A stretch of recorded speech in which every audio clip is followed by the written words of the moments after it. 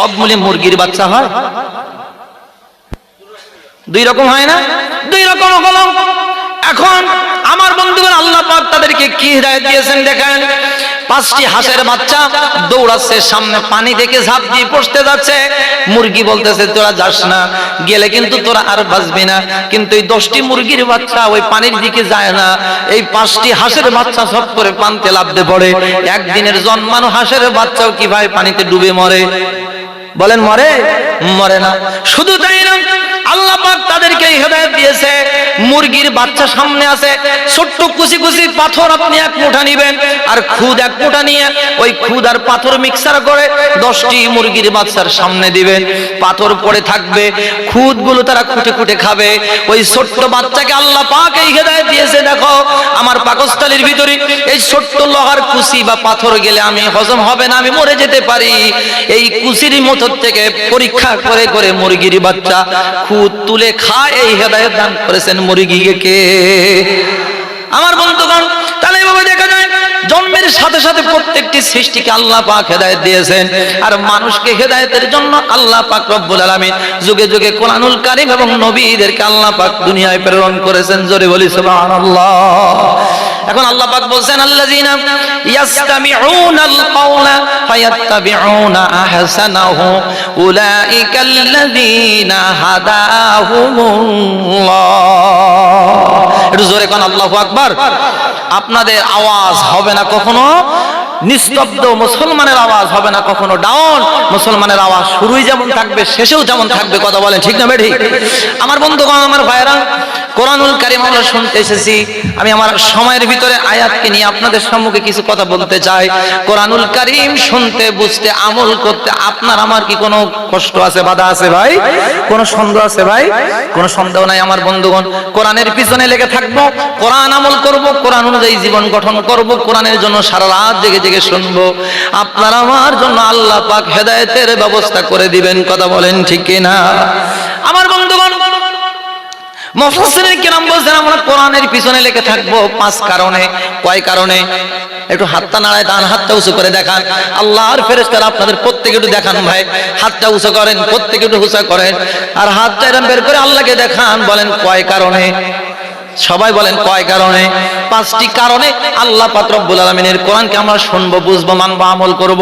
খুব মনোযোগ দিয়ে শুনবেন আমার ভাইরা, আমার বন্ধুগণ। 1 নম্বরে কোরআনুল কারীম শুনবো, বুঝবো, মানবো, আমল করবো। এই জন্য এই পৃথিবীতে যত কিতাব এসেছে, যত গান এসেছে, সব রচিত হয়ে গেছে, বঞ্চিত হয়েছে, ভুল ধরে মানুষ আউট করে ফেলেছে। প্রত্যেকটি কথার মধ্যে মানুষ ভুল বলেছে। কিন্তু মহাগ্রন্থ আল কোরআনুল কারীম 1445 বছর হতে গেল, প্রায় 1450 বছর হতে গেল কিয়ামত পর্যন্ত কোরআনুল কারীমের ভিতরে কোনো ভুল, কোনো পরিবর্তন হবে না। জোরে বলেন ঠিক কি না? আল্লাহ পাক বলেন ইন্না নাহনু নাযালনায যিকরা ওয়া ইন্না লাহু লাহাফিজুন। আল্লাহ পাক বলেন কোরআন নাজিল করেছি আমি, আর এর হেফাজতের দায়িত্ব আমি আল্লাহ পাক আমার কুদরতি হাতে নিয়েছি। আল্লাহর কুদরতি হাতে আল্লাহ নিয়েছেন যাতে করে পৃথিবীর কোনো মানুষ কোরআনের পরিবর্তন করতে না পারে। কথা বলেন ঠিক না বেঠিক? আমার বন্ধুগণ, লক্ষ্য করুন, এই পৃথিবীতে কত মানুষ গান আবিষ্কার করেছে, সমস্ত গানগুলো বাজার থেকে আউট হয়ে গেছে। কোরআনের আশ্চর্যজনক মজা হলো এটা। আমার বন্ধুগণ, পৃথিবীর মানুষেরা, আমাদের বাংলাদেশের মমতাজ আফা কিছুদিন আগে গান গাইছিল। বন্ধু যখন বউ লইয়া বাড়ির সামনে দিয়ে হাইটা যায়, মমতাজ আফা বলেছে আমার বুক ফাইটা যায়। লোকজন চিন্তা করছিল বন্ধু বউ নিয়ে যাবে আর আমার বুক ফেটে যাবে, আর একটা বুক ফেটে যাওয়ার পর তার হাড় অপারেশন করতে 5 থেকে 6 লক্ষ টাকা খরচ হবে। এই বাজে গান গাওয়া যাবে? কথা বলেন না কেন? বাজে গান গাওয়া যাবে না, লোকেরাই বলেছে। তারপরে কিছু গান আসলো। আমার বন্ধুগণ, কবি বলল আমি নৌকার ঘাটের মাঝি, তোমার কাছে পয়সা নেব না। লোকজন চিন্তা করলো যেই মাঝি পয়সা নেয় না, ফিরি ফিরি পার করে দেয়, ওই বাজে গান গাওয়া যাবে না, কারণ ওই মাঝির মতলব ভালো না। আমার বন্ধুগণ, আবার সে গান চলে গেল। আবার ভারত থেকে গান গেল, ধুমবা জলে ধুম, যেই বেগে ধুম, ওই একই বেগে গুম। কথা বলেন না কেন? মানুষ বলল এটা আমরা আর গাবো না, একটু হিন্দি গাবো। কি গাবে? কালো ঘরে ঘরে মুখারাতে কালো কালো চশমা। লোকজন চিন্তা করলো নিজের পরিষ্কার চোখ দিয়ে তাই দেখা যায় না, কালো চশমা পড়লে তো আর কিছু দেখা যাবে না। সেই গান চলে গেল। আমার বন্ধুগণ, মার্কেট থেকে একটা গান আসতেছে, একটা গান আউট হয়ে যাচ্ছে, আপনাদের বলার জন্য বলতেছি। 3 বছর 5 বছর 7 বছর বয়স, আব্বাজির হাত ধরে ওই যে মসজিদে চলে গেছেন। বাবাজি এখন ইন্তেকাল করেছে, আপনার বয়স 30 40 50 60 70 80 90 বছর। প্রত্যেকটা দিন ইমামের পিছনে আপনি সূরাতুল ফাতিহা নিম্ন পদে 42 বার 41 বার আপনি তেলাওয়াত শুনতেছেন, পড়তেছেন। আমার বন্ধুগণ বলেন তো, 70 বছর তেলাওয়াত শুনে বলে আপনার আমার কানে যখন আওয়াজ আসে, এটা কি মনে হয় যে বাজে গান গাওয়া যাবে না? বরং ইমাম যত সুন্দর করে যতবার পড়ে, মনে হয় যেন নতুন নতুন ইমাম তেলাওয়াত করতেছে। কথা বলেন ঠিক না ঠিক? এটাই হচ্ছে কোরআনের মুজিজা। আমার বন্ধুগণ, 1 নম্বরে কোরআনের পিছনে আমরা লেগে থাকবো, এজন্য কোরআনুল কারীমের ভিতরে কোনো ভুল নাই। জোরে বলেন ঠিক না ঠিক? আল্লাহ বলেন আলিফ লাম মিম যালিকাল কিতাবু লা রাইবা ফীহ। আল্লাহ বলেন এটা সেই কিতাব, যেই কিতাবের ভিতরে বিন্দু মাত্র কোনো সন্দেহ নাই, কোনো ভুল নাই, no doubt about it, no false about it, no wrongs about it. আল্লাহ বলেন এমন একটা কিতাব দিলাম, ওয়া তাম্মাত কালিমাতু রাব্বিকা সিদকাও ওয়া আদলা, সত্য এবং ন্যায় ইনসাফ দিয়ে আমি আল্লাহ কোরআনুল কারীমকে পূর্ণ করে দিলাম। আমার বন্ধুগণ, ডেনমার্কের একজন বিজ্ঞানী ছিলেন, নাম ছিল তার ডক্টর ইউনিগেলান। তিনি পৃথিবীর 30,000 বই একত্রিত করে নিজের ভিটা পর্যন্ত বিক্রয় করে বই কিনে তিনি পড়েছেন। সাংবাদিক সম্মেলন করলেন, 50,000 সাংবাদিক গোটা পৃথিবী থেকে আমন্ত্রণ পেল। তারা সবাই চলে গেলেন। তুরস্ক থেকে একজন মুসলিম বিজ্ঞানী গেলেন, তার নাম ছিল মালিক আল হাম্মাম। মুসলিম একজন সাংবাদিক, তিনি উপস্থিত হলেন। ইউনিগেলান সাংবাদিক সম্মেলন করে বলেন, গোটা পৃথিবীর মানুষের কাছে জানায়া দেন, এই পৃথিবীতে যত বই আছে, যত কিতাব আছে, সব কিতাব আমি ডক্টর ইউনিগেলানের পড়া হয়ে গেছে। ডক্টর মালিক আল হাম্মাম বলেন, স্যার আপনি একটা লিস্ট দেন, কি কি বই আপনি পড়েছেন একটা লিস্ট বের করেন। লিস্ট দিয়ে দেখা গেল 30,000 বই তিনি পড়েছেন। ওই লিস্টের মধ্যে আছে, দুঃখজনক হলো সত্য, 30,000 বইয়ের ভিতরে আল্লাহর কোরআনটি সেখানে লেখা ছিল না। ডক্টর মালিক আল হাম্মাম ডাক দিয়ে বলেন, স্যার আপনি কেন কোরআনুল কারীম পড়েননি? লিস্টের ভিতরে আপনার কোরআনের নাম নাই। ডক্টর মালিক আল হাম্মামের কথা শুনি উনি গেলেন, বলেন দেখো, ছোটবেলা যখন আমরা মায়ের স্তনে দুধ পান করতাম, মা আমাদের শিখাইছে পৃথিবীর সবচাইতে বাজে কিতাবের নাম হচ্ছে কোরআনুল কারীম। নাউজুবিল্লাহ বলবেন না? বাজে মানুষের নাম মুহাম্মদুর রাসূলুল্লাহ, বলেন নাউজুবিল্লাহ। আমার বন্ধুগণ, এই জন্য কোরআনুল কারীম যে পড়ে সে জঙ্গি হয়ে যায়। এই কোরআনুল কারীমে ভুল আছে, এই জন্য আমি কোরআনুল কারীম পড়ি না, কোরআনুল কারীম আমি পড়বো না। ডক্টর মালিক আল হাম্মাম নিজের পকেট থেকে অর্থ খরচ করে আমার বন্ধুগণ একটা ইংরেজিতে অনুবাদ করা একটা কোরআনুল কারীম ইউনিগেলানের হাতে দিয়ে বলে, স্যার আপনি আজকে এই মহাগ্রন্থ আল কোরআনুল কারীমটি পড়বেন, আগামী কাল পর্যন্ত আপনি চেষ্টা করেন, কোরআনের যেখানেই ভুল আছে আপনি সেখানেই থেমে যাবেন, কোরআনে যেখানে জঙ্গির কথা বলবে সেখানে আপনি থেমে যাবেন। আমার বন্ধুগণ 75 বছর বয়স, হাফ গেঞ্জি গায়ে দিয়ে, হাফ প্যান্ট পরে, 70 বছর বয়স, তার স্ত্রী পাশে শুয়ে আছেন, স্বামী স্ত্রী দুইজন। সন্ধ্যাবেলা থেকে কোরআন স্টাডি শুরু করেছে। সূরা ফাতিহার ব্যাখ্যা, ফাতিহার অর্থ পড়া শেষ হয়ে গেছে। সূরা বাকারা যখন তিনি শুরু করলেন, সর্বপ্রথমে তিনি দেখলেন আলিফ লাম মিম। আল্লাহ পাক রব্বুল আলামিন হরফে মুকাত্তাআত দিয়ে কিছু এলোপাতাড়ি শব্দ দিয়ে আল্লাহ পাক চ্যালেঞ্জ করছেন, যালিকাল কিতাবু লা রাইবা ফি। এই কোরআনুল কারীমের ভিতরে বিন্দুমাত্র কোনো সন্দেহ নাই। আছে? জোরে কোন আছে? আমার বন্ধুগণ, এখন বলবেন হুজুর কোরআনুল কারীমে আল্লাহ পাক রব্বুল আলামিন কিছু এলোপাতাড়ি শব্দ দিয়েছেন 2829টি সূরার প্রথমে। কেন আল্লাহ পাক দিলেন? যেই জাতি যেইভাবে মামার আল্লাহর সাথে বাটপারি করেছে, আমার আল্লাহ ঠিক সেই একই কায়দায় তাদেরকে সাইজ করেছে। কথা বলেন ঠিক কিনা? আমার বন্ধুগণ, আবু জাহেলের ব্যাপারে আল্লাহ পাক ছোট্ট 2টা নাবালক সন্তান মাছ এবং ওয়াবিস ব্যবহার করেছে। নমরুদের জন্য আল্লাহ পাক ন্যাংরা মশা ব্যবহার করেছে। ফেরাউনের জন্য আল্লাহ পাক ওই নীলের দরিয়ার পানি ব্যবহার করেছে।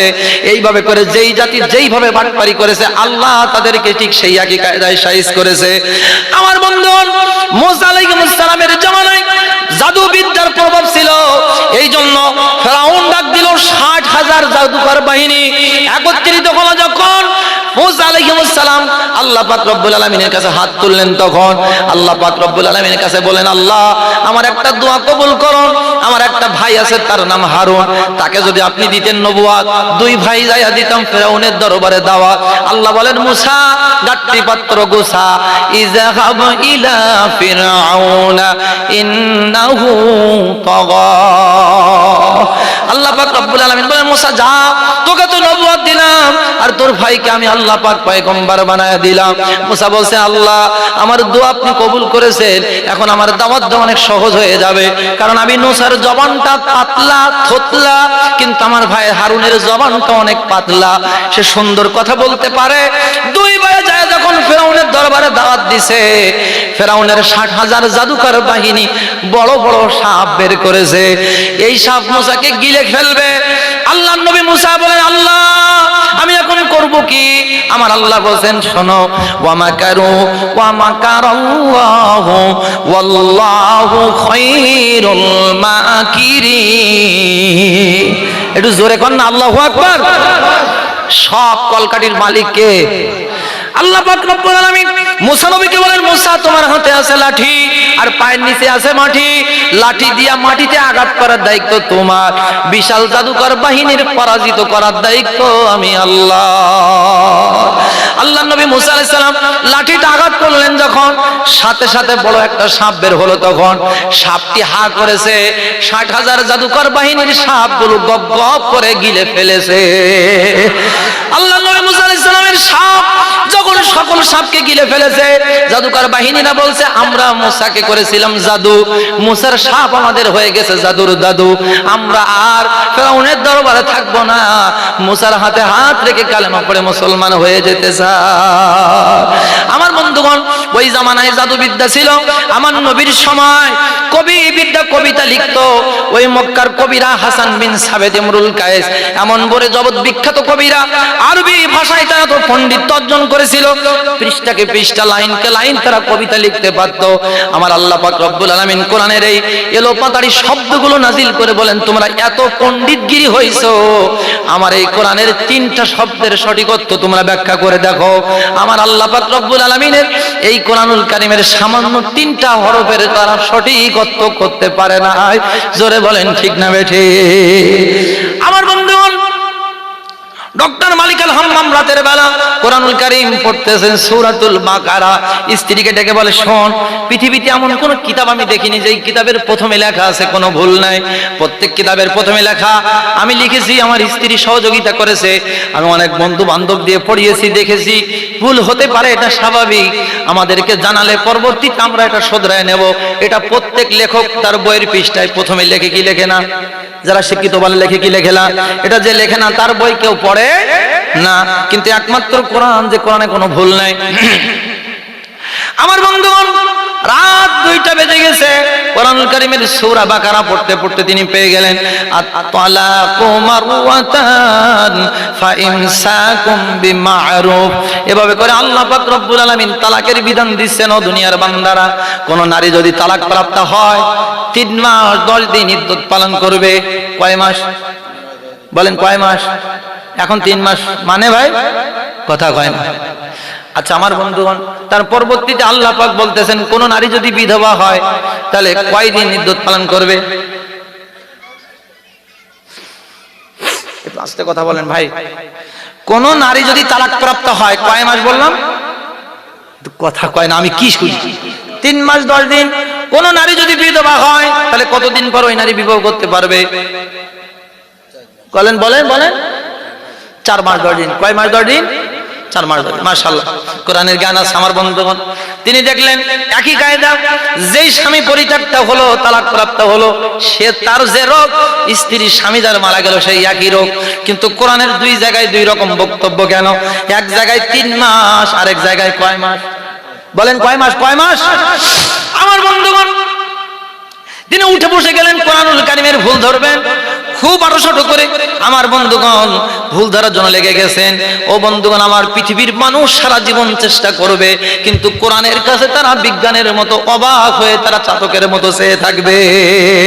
কথা বলেন ঠিক না বেঠিক? আরে কথা না বলে বুঝি কি? কথা বলেন ঠিক না বেঠিক? আমার রাসূল বলেছেন, উম্মতেরা ঘুম থেকে যখন যখন তোমরা উঠবে, আমার নবীর সুন্নাত হলো সর্বপ্রথম তোমরা তোমাদের দুইখানা হাত ধুবে। ঘুম থেকে উঠে আগে নবী কি ধুতে বলেছে? বলেন কি ধুতে বলেছে? হাত ধুতে হবে। কেন? আপনি ঘুম থেকে উঠেছেন, এই হাতের ভিতরে রাতের বেলা আপনি ঘুমাইছেন, আপনার হাত কোথায় গেছে আপনি তো জানেন না। লজ্জা স্থানে যেতে পারে, বিভিন্ন জায়গায় যেতে পারে, হাতে নাপাকি থাকতে পারে, পয়জন থাকতে পারে। আপনি সর্বপ্রথম ঘুম থেকে উঠে আপনার কাজ হলো আপনার দুইটা হাত ধুইতে হবে। কারণ আপনি ব্রাশ করবেন, কাপড় নিবেন, স্ত্রীকে ধরবেন, বাচ্চাকে ধরবেন, ভাত খাবেন, যা কিছু করবেন না কেন আপনার হাতের সহযোগিতা লাগবে কি লাগবে না? লাগবে। আমার বন্ধুগণ, ওয়াশিংটনে বিজ্ঞানীরা বলছেন, ওয়াশিংটনে একটা ট্রাক চালক তিনি ড্রাইভিং করে এসে একটা হোটেলের ভিতরে ভাত খেতে বসেছে।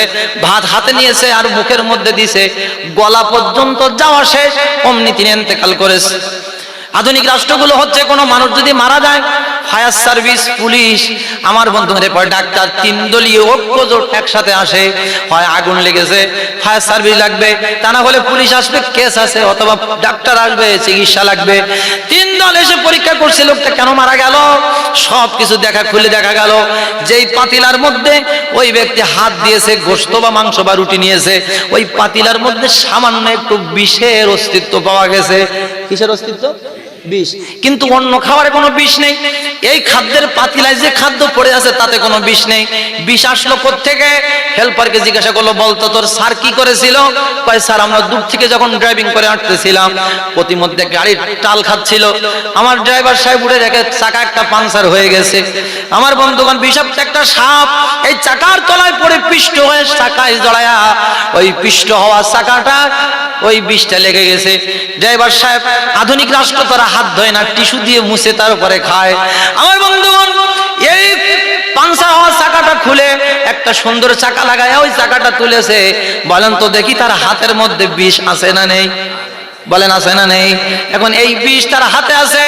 আধুনিক যুগের রাষ্ট্রের মানুষেরা তারা হাত ধোয় না, টিস্যু দিয়ে যতই মুছুক হাতের বিষ কি যাবে? যাবে না। আমার বন্ধুগণ, ওই ড্রাইভার যখন ওই বিষ খেয়েছে, খাদ্যের সাথে তার জবানটা আটকে যে রক্ত জাম করে মারা গেছে। আমার রাসূল 1400 বছর আগে ভবিষ্যৎবাণী করেছেন, কিয়ামত পর্যন্ত আমার উম্মতেরা খাওয়ার আগে, ঘুম থেকে ওঠার আগে যদি দুই হাত পরিষ্কার করে, এই 5% বিষাক্ত বিষ তার পেটের মধ্যে যাবে না। জোরে চিল্লায় বলেন সুবহানাল্লাহ। আমার বন্ধুগণ, কোরআন বলছে 3 মাস। বিধবা নারীর জন্য কয় মাস? আরে বাবা একটু কথা বলেন, কয় মাস? এর আগে যদি কেউ বিবাহ করে, সে যত বড় মোল্লার কাছ থেকে বইয়ে পড়া কর, যত সন্তান হবে সব হবে হারামজাদা, জীবনে তার বিবাহ বৈধ হবে। আমার বন্ধুগণ, আমার ভাইয়েরা, কোরআনের বক্তব্য, তালাক প্রাপ্ত নারী 3 মাস, বিধবা নারী 4 মাস। আমার বন্ধুগণ, আমার ভাইয়েরা, তিনি গবেষণা করে দেখতে লাগলেন কি ব্যাপার। সকালবেলা তিনি মালিকুল হাম্মামকে ডাক দিলেন, তোমাদের কোরআনে তো আমি ভুল পেয়েছি। কি ভুল পেয়েছেন স্যার? ভুল হলো এটা, 3 মাস 10 দিন একই বক্তব্য, 4 মাস 10 দিন একই বক্তব্য। রোগ তো দুইটা সমান। একজনের স্বামী মারা গেছে, আরেকজন স্বামী থেকে বের হয়ে গেছে। আমার বন্ধুগণ, ডক্টর মালিকুল হাম্মাম বললেন, স্যার কোরআনটা আপনি রিসার্চ করেন, গবেষণা করেন, কোরআনের ভুল ধরতে পারবেন না, বরং আপনার জীবনের ভুলগুলো কোরআনের সামনে ধরা পড়ে যাবে। আমার বন্ধুগণ, তিনি চলে আসলেন, মালিকুল হাম্মামকে সাথে নিয়ে তিনি বলেন, স্যার কম্পিউটার ওপেন করে তিনি গবেষণা করতে লাগলেন স্তরগুলো। একটা নারীর প্রত্যেকটা মাসে একটা ঋতু অবস্থায় ওই নারী থাকে। 3 দিন 5 দিন পর্যন্ত 7 দিন পর্যন্ত অপেক্ষা করে নারীর রক্ত চলে যায়, শরীর থেকে কিছু বিষাক্ত পয়জন চলে যায়। একটা নারী হচ্ছে টিউবের মতো। আল্লাহ পাক রব্বুল আলামিন কত হিকমতওয়ালা, জ্ঞানীওয়ালা, আপনার আমার জন্য কল্যাণওয়ালা। ওই নারী যে স্বামীর থেকে পিতা হয়েছে, ওই স্বামীর শরীরের যত ব্যাকটেরিয়া ছিল এই তালাকপ্রাপ্তা নারীর শরীরে আছে না নেই? কথা কয় না? আছে না নেই? ঘর সংসার করেছে, ওটা বসা করেছে, শরীরের জামগুলো, শরীরের ময়লাগুলো স্ত্রীর শরীরের মধ্যে আছে। একটা নারী 1 মাস পর যখন তার মেন্স হয়ে যায়, ডক্টর উনি গেলান বলতেছেন, স্যার আপনি দেখেন। মালিকুল হাম্মাম বলছেন, উনি গেলান দেখতেছে 33% জীবাণু 1 মাস যখন মেন্স হয়ে যায় চলে যায়। দ্বিতীয় মাসে আবার 33% জীবাণু চলে যায়। তৃতীয় মাসে আবার 33% জীবাণু চলে যায়।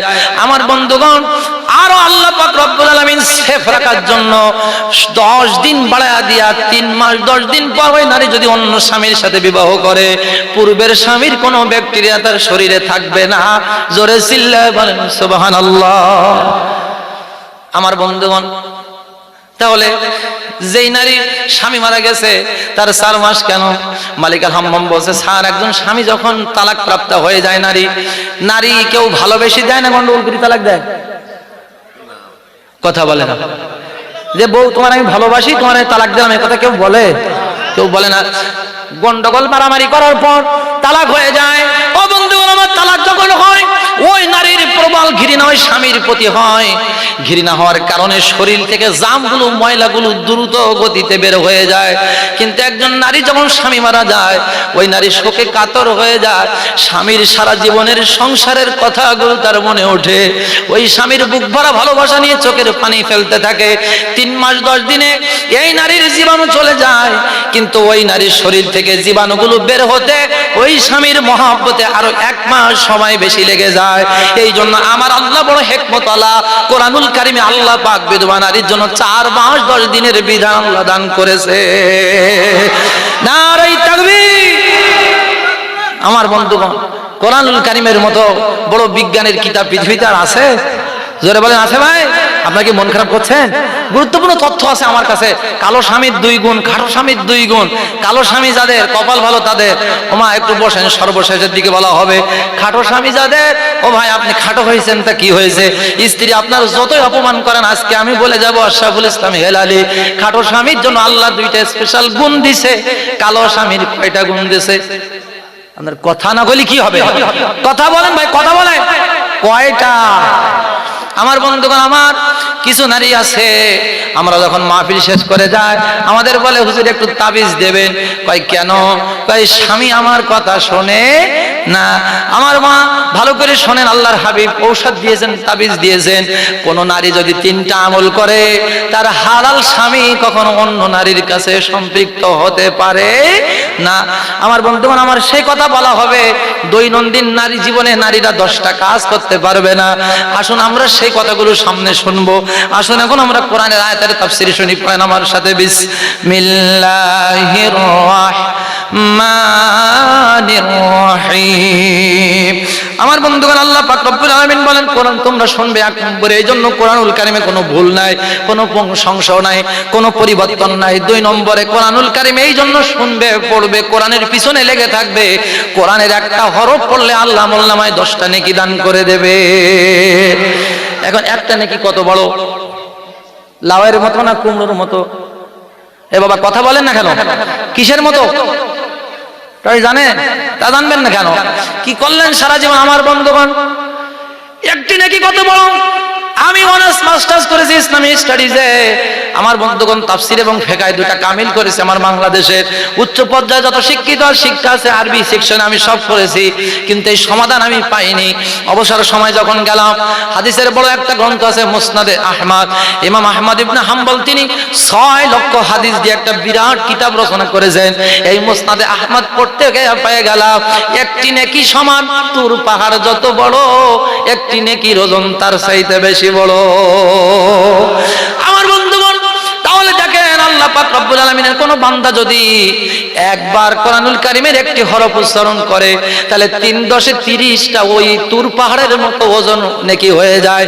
কোন বান্দা যদি রমজানুল মুবারকে কোরআনুল কারীমের একটি হরফ তেলাওয়াত করে, এই 10 দিয়ে 21 গুণ দিয়ে দেখেন 21 স্কয়ার ফিট ওই তুর পাহাড়টা যত ওজন, একটি নেকি রমজানুল মুবারকে তার চাইতে বেশি ওজন। আমার বন্ধুগণ, আমার আল্লাহর নবী বলেন, কোরআনুল কারীম এই জন্য তোমরা লেগে থাকবে। কোরআনুল কারীমের একটি হরফ পড়লে, শুনলে উভয় পক্ষে সকলের আমলনামায় আল্লাহ নেকি দান করে দেবে।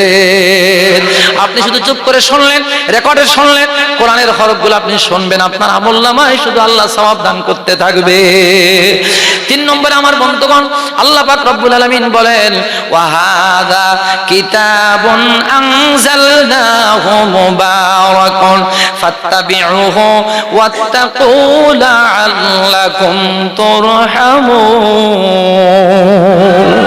আল্লাহ বলেন, হাযা, এটা হচ্ছে মুবারক বরকতময় কিতাব। আল্লাহ পাক রব্বুল আলামিন কোরআনকে বরকতের কিতাব বলেছেন। একটু সবাই সামনে পিছনে আওয়াজ করে বলেন, এটা কিসের কিতাব? জোরে বলেন কিসের কিতাব? এটা বরকতের কিতাব। রাসূল বলছেন কোন যুবক যদি বেশি বেশি কোরআন তেলাওয়াত করে, ওই যুবকের দেহে আল্লাহ কখনো বড় অসুখ দেবে না, মহামারী দেবে না, বড় রকমের বিপদে আল্লাহ পাক ওই যুবককে ফেলবে না। নবী বলেছেন কোন নারী যদি পেটে বাচ্চা নিয়ে কোরআন তেলাওয়াত করে, বিজ্ঞান গবেষণা করে বলে যেই মা যত কোরআন তেলাওয়াত করবে বেশি, তার পেটের সন্তানটা আল্লাহ পাক কত সুন্দর করে দিবে তত বেশি। যেই নারী পেটে সন্তান নিয়ে কোরআন তেলাওয়াত করবে, সন্তান হাওয়া যাওয়া হবে না, পঙ্গু হবে না, বন্ধ্যত্ব হবে না, শরীর সব সুন্দর করে দিবে, চেহারা সুন্দর করে দিবে। আল্লাহ পাক রব্বুল আলামিন পেটের ভিতরে হুয়াল্লাযী ইউসাউবিরুকুম ফিল আরহামি কাইফা ইয়াশা লা ইলাহা ইল্লা হুয়াল আজিজুল হাকীম। বলেন তো দেখি, পেটের ভিতরে ফি যুলুমাতিন সালাস, তিনটা অন্ধকারের ভিতরে আমার আল্লাহ পাক রব্বুল আলামিন ছাড়া পৃথিবীর কোনো ডাক্তার কি লালন পালন করতে পারে? তাই মুসলিম হোক, হিন্দু হোক, যে কোনো ধর্মের মানুষ হোক, পেটের ভিতরে সন্তান লালন পালন করেন। জোরে বলেন কে? আল্লাহ। আমার বন্ধুগণ, আমার ভাইরা, আমার বন্ধুগণ, এই জন্য খুব মনোযোগ দিয়ে শুনবেন আমার বন্ধুগণ, আমার ভাইরা। আল্লাহ পাক রব্বুল আলামিন কোরআনুল কারীমটা বরকতময় করে দিয়েছে। এই জন্য নারীরা পেটে বাচ্চা নিয়ে বেশি বেশি কি তেলাওয়াত করা লাগবে। কিন্তু আমাদের নারীরা তো সিরিয়াল দেখে, কথা বলেন না কেন? কথা কয় না, ঠিক না বেঠিক? জোরে বলেন না। মোবাইল ফোন আসিল, কি দোলা লাগিল, লেখাপড়া ছেলে মেয়ের ভালো লাগে না। কথা বলেন ঠিক কিনা? আগে বিয়ে হতো ফোনে, আগে বিয়ে হতো ফোনে, এখন হয় ফোনে, ছেলে মেয়ের তো আর ঘটক লাগে না। মোবাইল ফোন আসিল, কি দোলা লাগিল, লেখাপড়া মেয়ের ভালো লাগে না। কথা বলেন ঠিক কিনা? আমার বন্ধুগণ, এভাবে করে আমাদের সমাজটা নষ্ট হয়ে যাচ্ছে। একটু মনোযোগ দিয়ে দেখেন, গবেষণা করে দেখেন। আল্লাহর হাবিব সাল্লাল্লাহু আলাইহি ওয়াসাল্লাম বলেছেন, যেই নারী যত বেশি কোরআন তেলাওয়াত করবে, ওই নারীর সন্তানের মেধা আল্লাহ তত বাড়ায়া দিবে। আমার বন্ধুগণ, আমার ভাইরা, এখন বলবেন হুজুর, জীবিত মানুষের জন্য কোরআনুল কারীম বরকত, এটা বুঝলাম, মৃত মানুষের জন্য কেমন বরকত? আমার রাসূল বলেন, একজন ব্যক্তি মৃত্যুবরণ করতেছে, মুমূর্ষ অবস্থায় মৃত্যুর কষ্ট হচ্ছে, দুনিয়ার সব পানি যদি মেশিন দ্বারা মৃত্যুপথ যাত্রীর মুখে যদি ঢালা হয়, এত পানি পিপাসা তার লাগে, তার পানি পিপাসা মেটে না। মেটে?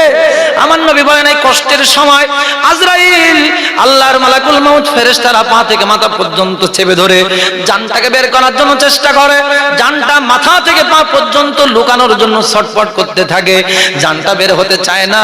ওই মৃত্যুর কষ্টে চোখ উল্টে যায়, মানুষ ঘেমে যায়, মানুষের জ্ঞান হারিয়ে যায়। নবী বলেছেন, ওই সময় মানুষের কষ্টের মৃত্যুর সময় কোন ব্যক্তি যদি তার পাশে বসে কোরআনুল কারীমের সূরাতুল ইয়াসিন তেলাওয়াত করে, সূরা ইয়াসিনের বরকতে আল্লাহ তার মৃত্যুর যন্ত্রণা কমায়া দিবে। আমার বন্ধুগণ, আমার ভাইয়ের, আল্লাহর নবী বলেন, মৃত্যু ব্যক্তির জন্য আল্লাহর কোরআন হচ্ছে রহমত। এখন বলবেন হুজুর, কোরআন কবরে যায় আপনার আমার জন্য কেমন রহমত? আমার নবী বলছেন, শোনেন আমার বন্ধুগণ, দুনিয়ায় মানুষ দুই রকম, একরকম হচ্ছে জালেম, আর একজন হচ্ছে ইমানদার মুমিন মুত্তাকিন।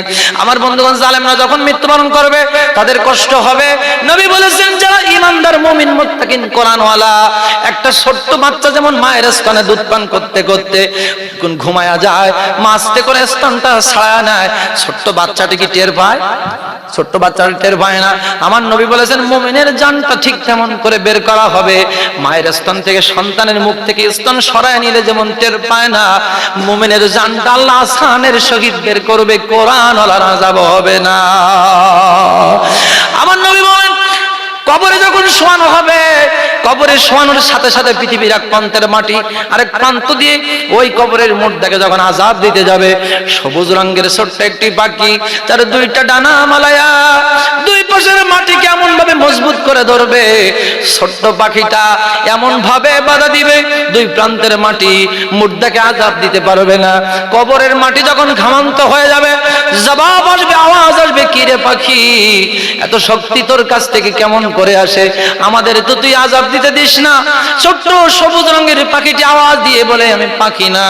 আল্লাহর বান্দা রাতের বেলা শোয়ার আগে প্রত্যেকটা দিনে সূরাতুল মুলক তেলাওয়াত করত। আমি সেই সূরাতুল মুলক তার কবরের সাথী হয়ে গেছি। জান্নাতে যাবে না যতক্ষণ, আল্লাহর বান্দার পথ ছাড়বো না ততক্ষণ।